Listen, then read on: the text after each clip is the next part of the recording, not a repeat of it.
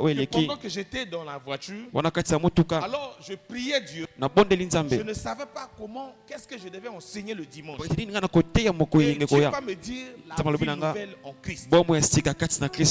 Quelles sont les exigences? Quels sont les avantages? Et l'autre jour après, Dieu me dit, mais cette vie nouvelle en Christ que vous allez vivre, que vous cherchez là, ces victoires que vous cherchez là, ces succès que vous cherchez, cette réussite que vous cherchez là, se trouve dans la parole de Dieu. Amen. Amen. Amen. Amen. Écoute-moi attentivement. Ça se trouve dans la parole de Dieu. Et Dieu nous a pris l'exemple de Josué.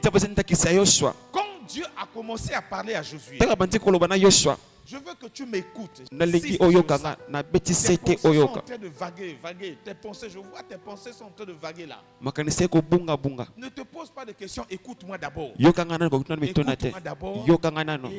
Et tes pensées là vont se stabiliser. Tu vas comprendre ce que Dieu veut te dire ce matin. Amen. Dieu dit à Josué, il dit Josué, moi je vois que tu cherches le succès. Moi je vois que tu cherches à réussir dans ta vie. Mais moi Dieu, je vais te dire comment moi-même Dieu, comment j'ai eu le succès, comment j'ai réussi dans ce que je voulais faire. Amen. Donc Dieu aussi a une manière à lui, a une méthode là qui lui a donné le succès, qui lui a donné la réussite. Amen. Amen.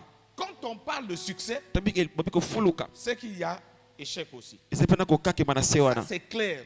Ne t'amuse pas avec ça. Quand on parle de succès quelque part, c'est que tu as échoué quelque part. Quand on parle de réussite, c'est que l'échec est devant toi. Il faut que tu comprennes cela. On ne réussit pas s'il n'y a pas l'échec. Si tu réussis, c'est que tu pouvais échouer. Il n'y a que ces deux choses. Où tu réussis, où tu échoues. Où tu as le succès, où tu n'as pas le succès.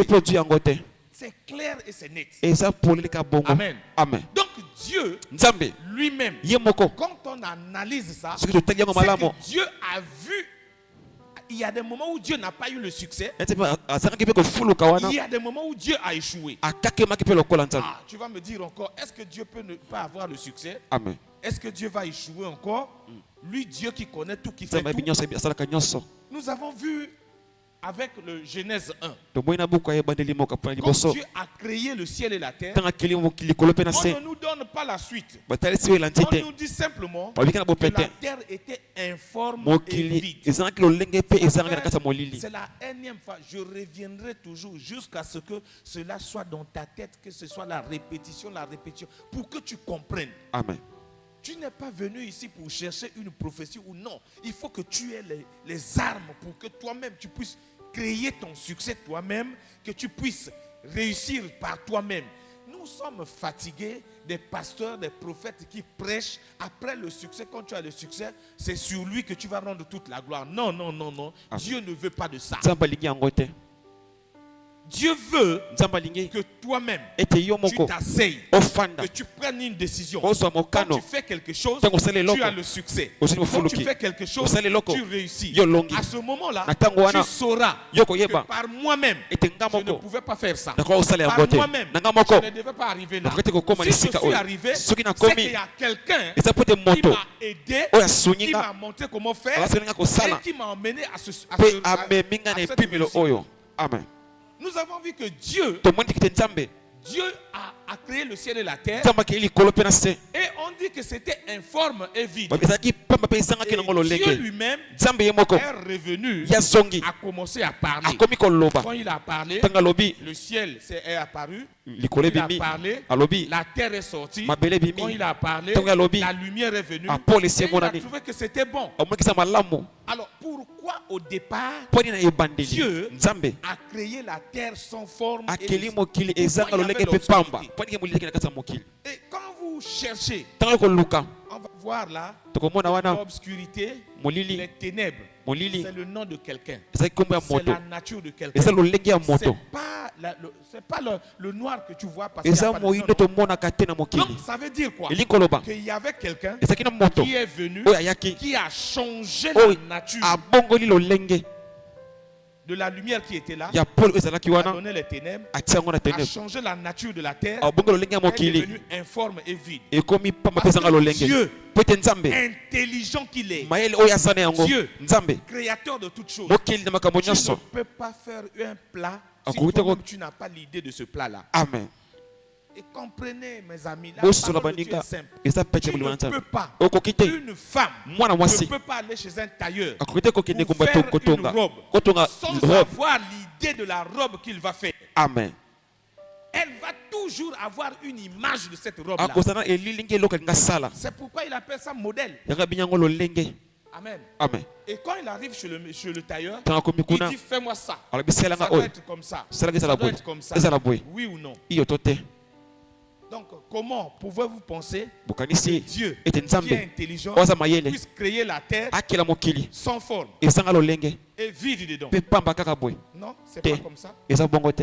C'est quelqu'un, quand Dieu a créé, quelqu'un est venu, a changé la nature. Quand Dieu est revenu, quand Dieu a revu comme ça, non, c'est pas la forme que j'avais fait, c'est pas la forme que je préparais, c'est pas ça que j'avais fait. Moi c'était comme ça. Et il a parlé, ça aurait pris la forme que tu avais. Amen. Amen. Je voudrais que tu comprennes ça, que tu t'asseyes sur ça, et que quand tu comprends ces choses-là, quand tu vas parler à Dieu, même frère, ma soeur, David avait 15 ans. Quand il a commencé à manifester la présence de Dieu. Jérémie, 15 ans. Daniel, 15 ans. Il n'y a pas enfant dans ça. Nous sommes tous devant Dieu. Est-ce que vous comprenez, jeune fille, écoutez-moi. Tu n'es pas né pour être la femme de quelqu'un. Non. Non. Non. Tu n'es pas né pour être le mari de quelqu'un. Non. Ah là, je vous décourage. Ce qui est sûr, c'est que chaque jour, je vais vous décourager. Jusqu'à ce que vous comprenez pourquoi Dieu vous a mis sur terre. Tu n'es pas né femme pour être la femme de quelqu'un. Tu es né pour porter. Tu es né pour porter la sémence de Dieu de telle sorte que la gloire de Dieu continue à se manifester sur la terre. Je croyais que tu avais compris ça. Amen, papa. De gré ou de force, je vais vous repositionner sur votre destinée. Je vais crier à Dieu. Que Dieu vous touche, que vous soyez repositionné sur votre destinée. La preuve, regarde Marie. Marie était vierge. Marie était vierge, oui ou non? Quand les hommes ont décidé que Marie est un fiancé, c'est Dieu qui avait décidé. Je vais vous montrer ça encore. Amen. Dieu n'a jamais voulu que Marie ait de fiancé. C'est la tradition des hommes qui a décidé que Marie ait un fiancé. Amen. Amen. Mon ami, dis-moi Amen. C'est vrai. Pourquoi? Parce qu'après, Dieu avait un projet pour Marie, avait une destinée pour Marie. Dieu a regardé, il a dit, si je ne fais pas maintenant, les gens vont détruire mon projet. C'est ce qui se passe dans ta vie. Amen. Beaucoup de gens détruisent les projets de Dieu dans ta vie. On te détourne par des... L'homme est intelligent. L'homme est capable de t'enlever de la gloire de Dieu pour t'emmener dans les ténèbres.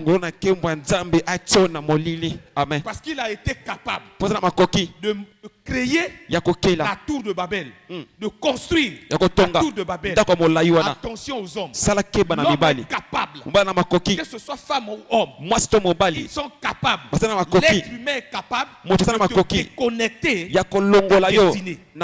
C'est ce qui est arrivé à Marie. On a déconnecté Marie de sa destinée. On lui a donné un fiancé. Dieu, le Dieu vivant, Dieu avait une destinée pour Marie.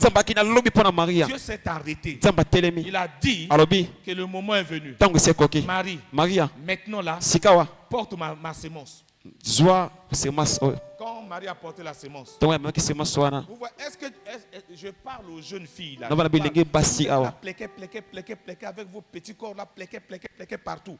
Faites attention. Vous avez une destinée, vous devez porter des gens qui demain seront des serviteurs, des servantes, des professeurs, des grands hommes dans ce monde-là. Amen. Sinon, ça n'a pas de sens. Donc Dieu dit à Josué, il dit, petit, moi je vois que tu veux réussir. Je vois que tu veux le succès.